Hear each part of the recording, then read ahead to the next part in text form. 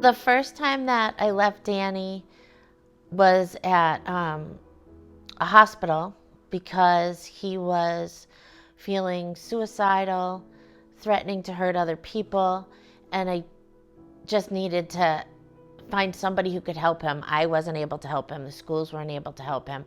I kept getting called. I had to go pick him up. He was getting thrown out of school because he wasn't behaving, or he was threatening people, or he was assaulting someone. Danny would always say, like, I just want to go to heaven.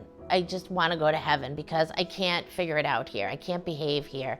I think if I died, then I would stop being in trouble. While he was in the hospital, the doctors took him under his wing. He said, you can't take him home. We need to get him into a residential placement. The only one who would even think about taking Danny was Devereux. And I just started crying. I was at work and I'm like, you don't understand. No one is helping. I'm gonna cry thinking about it. Like, you are my last hope. We went for a 30-day evaluation. And within that 30 days, the change in my son was unbelievable. He started to feel okay about himself, and you could see the change happening in his eyes and in the way he interacted with people. The people that worked at the group home, he was very close with. He was very protective of Michelle, especially. The difference is the other places that he has been at, they responded negatively to his actions. But at Devereux, that was probably the switch that was flipped for him.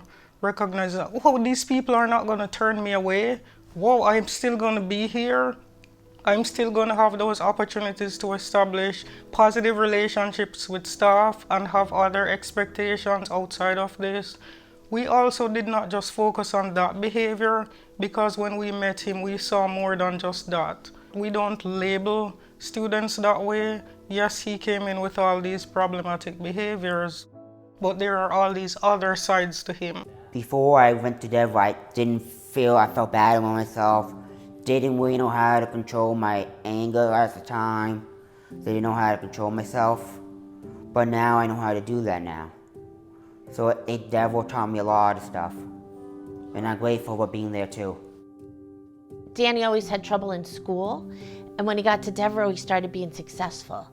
He made the honor roll. That was such a big deal because he had never made the honor roll. And then he got the Courage in Treatment Award from Devereux. In his mind, that meant he was being courageous. He was learning all these new skills and learning how to take them from Devereux to home, take them into the community. He got his diploma from there, but then he did actually get a high school diploma later. He first started to show an interest in cooking at Devereux because it was a chore. It was one that he would have to rotate through. And so he could make a couple of things. And then his first job, while he was still at Devereux, was working in their cafeteria. And then he got his first job outside of Devereux was at Chick-fil-A. The interactions he has, the relationships he's formed there. The manager hands him this bag with presents in it, and she goes, you have to open this one first. So he pulls it out, and it's an award that says Employee of the Year. So this award is Team Member of the Year I got last year. Because I'm an outstanding employee there. Been there 5 years. Really like me there. I have good bosses there, And it's a real honor to have this too. Only one at Chick-fil-A that ever got it. I'm really good with customers.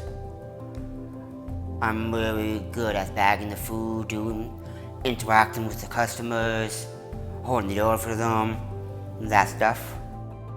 Danny is a staple here. Like, when guests come here, they know Danny. They know Danny's part of our company, our culture, our DNA. This store in specific would not be the same without Danny.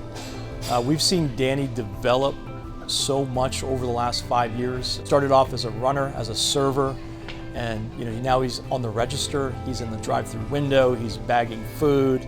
We've made him a brand ambassador. Danny's potential is unlimited in my eyes. My biggest takeaway about the future, directly related to Danny, is he's going to make me a better person.